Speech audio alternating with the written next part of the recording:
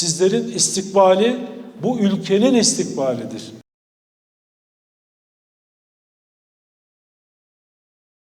Gelecekte hiçbirimiz bugünkü yaptığımız meslekleri yapmayacağız. Yapay zeka mühendisliği 4. sınıf öğrencisiyim. Şu anda TÜSAŞ'ta aday mühendislik sürecindeyim. Büyük projelerde rol almak istiyorum. Savunma sanayi sektöründe çalışıyorum. İşsiz kalma korkumu tamamen sona erdirdim. Geçmişin mesleği güvenlikti. Geleceğin mesleği de siber güvenlik. Çok büyük bir dönüşüm yaşanıyor dünyada teknolojik anlamda. Bu dönüşüme ayak uydurmak zorundasın. Meslek tercihini yapmadan önce meslek uzmanlarıyla görüşmeleri lazım. Derslerde ne gördüysek aynısını sektörde gördüm. Geleceğimden umutluyum. Kıymetli bir şey işi yerinde öğrenmek. Bilişim güvenliği okuyorum. Benim şu an gelecek kaygım yok. SAN'da, TürkSat'ta, Roketsan'la okulumuzun anlaşmaları var. Çevrenizdeki 5 kişi doğru kişi ise sizin hayatınız değişiyor. O 5 kişiyi doğru seçin. Sektör odaklı bir eğitim almamız için. Doğru bir vizyonla kendi geminizin kaptanı olabilirsiniz. Gelecekten çok umutluyum. Bu ülkenin geleceği aydınlıktır. Bu öğrencilerimizin geleceği aydınlıktır. Tercih süreci de en az sınav kadar dikkat ve özen gerektiren önemli bir aşamadır. Türkiye'nin istihdam planlaması, iş gücüne duyulan ihtiyaç, gelecekte öne çıkacak alanlar, ülkemizin beşeri sermayesinin doğru şekilde yönlendirilmesi gibi çok sayıda parametreyi dikkate alarak program kontenjanlarımızda düzenlemelere gitmiş bulunuyoruz. Diğer yandan başta yapay zeka ve dijital tabanlı programlar olmak üzere bazı yeni programlar açarak yeni kontenjanlar da oluşturduğumuzu ifade etmek isterim. Ayrıca Yükseköğretim Kurulu olarak tercih sürecinde öğrencilerimizin doğru ve sağlıklı karar verebilmeleri için gerekli bilgilendirmeleri de yapmaya devam ediyoruz. Öte yandan kapatılan veya kontenjanı azaltılan programların yerine son 3 yılda yapay zeka ve dijital tabanlı alanlarda çok önemli adımlar attığımızı da gayet kamuoyu yakından takip etmektedir. Bugün 100'ü aşkın üniversitemizde, devlet veya vakıf üniversitemizde yapay zeka, büyük veri, siber güvenlik, dijital teknolojiler ve benzeri alanlarda çok sayıda yeni program açılmıştır. Bu programlar öğrencilerimizden büyük ilgi görmekte ve yüksek doluluk oranlarıyla tercih edilmektedir. Bu tablo gençlerimizin geleceğin mesleklerine ne kadar bilinçli bir şekilde yöneldiğini açıkça göstermektedir.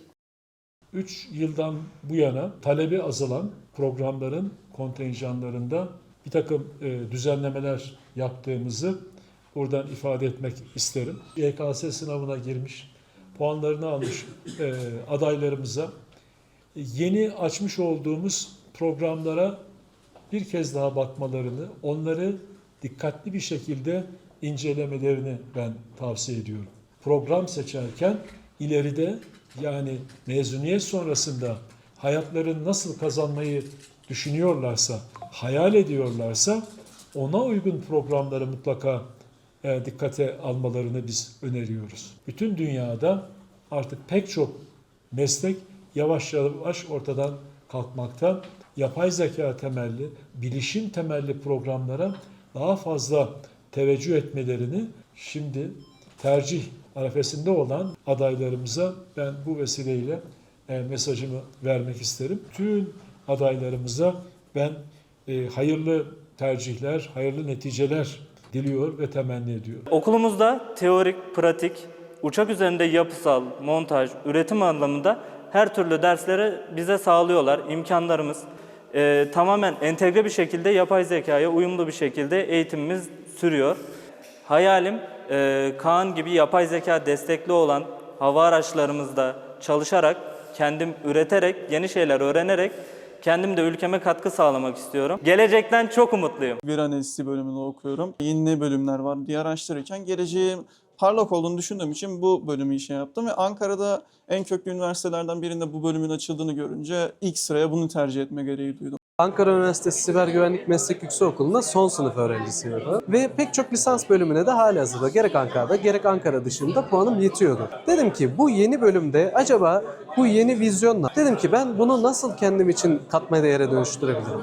Ve Siber Güvenlik Meslek Yüksekokulu'nu tercih ettim. Türkiye Cumhuriyeti'nin siber sınırları bizlere emanet. Siber Güvenlik Meslek Yüksekokulu'nda 1. sınıf öğrencisiyim. Çok fazla iş imkanı olduğunu, staj imkanlarımızı okulun bize sağladığını öğrendim.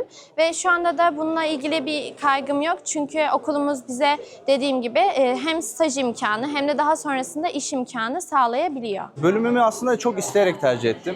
Çok düşünerek tercih ettim. 4 yıllık bölümler de kazanabiliyordum. Mühendislikler de düşünüyordum ama bu bölümü tercih etmemde en büyük sebep yeni açılan bir bölüm olması ve ülkemizde ve tüm dünyada siber güvenliğin şu an çok daha önemli bir konumda olması. MES operatörlüğü, bu alanda teknik insana da çok fazla ihtiyaç var.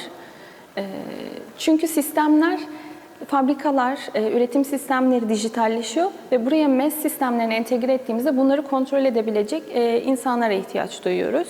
Yükseköğretim Kurulumuz bu gelişmeleri önceden yakalayaraktan MES operatörlüğü programı açtı ara eleman yetiştirme bakımından. Bunun da çok önemli bir girişim olduğunu düşünüyorum. Endüstride ara eleman olarak çalışmak isteyen herkesin aslında rahatlıkla ve kolaylıkla girebileceği ve başarılı olabileceği bir alandır diye düşünüyorum. İmalat ortamında çalışmak isteyen, bir şeyleri makinalara yaptırabilmenin, makinalardan gelen verileri okuyabilmenin heyecanını yaşamak isteyen her öğrenci aslında burada kendine yer bulabilir. Bizim öğrencilerimiz çok yetkin, çok donanımlı öğrenciler. Ne istediğini bilerek aslında siber güvenliği tercih ediyorlar. Okulumuzun imkanları çok güzel. 2 tane tam teşekküllü donanım laboratuvarımız var. Bilgisayar laboratuvarımız var. 2 tane güzel dersliğimiz var. Hocalarımız çoğunlukla laboratuvarı kullanıyorlar. Uygulamalı bir eğitim vermeye çalışıyoruz. Dijital dünyanın, kurumların ya da şirketlerin dijital altyapılarının savunma hattında yer alıyorlar. Siber güvenlik uzmanlığı aslında geleceğin değil, aynı zamanda bugünün de mesleklerinden bir tanesi. Bu alan popüler bir alan. Fakat sadece popüler olduğu için bir meslek seçilmez. Aynı zamanda bu alanın kendi karakterine uygun olması ve bu alanda meraklı ve sürekli kendini geliştirir durumda olması gerekir. Üniversite evet iyi bir temel atıyor fakat bu alanda uzmanlaşmak için daha öteye ancak kişisel hırsları ve kişisel çabaları ve gayretiyle gelebilirler. Yapay zeka pek çok mesleği aslında öldürmeyecek. Bu yapay zekanın öğrenimine destek verip bunun sağlıklı kullanımına yönelik yeni ve bugün öngöremediğimiz bu alanın altında pek çok yeni konular da açıyor olacak. Bankacılık sistemleri, elektrik dağıtım, üretim ve benzeri bütün bu sektörlere dijital sistemler girmiş durumda. Doğal olarak bunun koruma kısmında da siber güvenlik uzmanlığına ciddi ihtiyaç çıkmış durumda. Yapay zekanın şu anda endüstrinin her alanında önemli olduğu gibi çocuklarımızdan tutun en spesifik bir iş dünyasına kadar bütün alanlarda yapay zekanın geneli artık genişlediğini görüyoruz. Herkes bu alana girdi ve dolayısıyla yapay zekayı kullanmıyorum diyen kimse kalmadı. Üretimden finansa, eğitimden sağlık alanına kadar birçok alanda yapay zeka tool'larını kullanabiliriz. Dolayısıyla bunlar tabii birden olmayacak.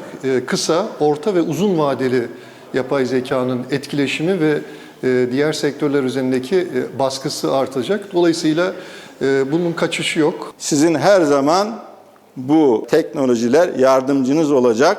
Bunlarla birlikte çalışacaksınız. Bunu asla unutmayın. Doğru bir vizyonla kendi geminizin kaptanı olabilirsiniz. Yeter ki yolunuzu doğru belirleyin. Roketsan'da siber güvenlik uzmanı olarak çalışıyorum. Siber güvenlik analistliği ve operatörlüğü bölümünün ilk mezunlarından biri. Siber güvenliğin geleceğin mesleği olduğunu düşündüğümden dolayı seçtim. Önünün çok açık olduğunu ve çok fazla yetenek gerektiren ve çok nadir bulunan bir iş dalı olduğunu düşündüğüm için tercih ettim.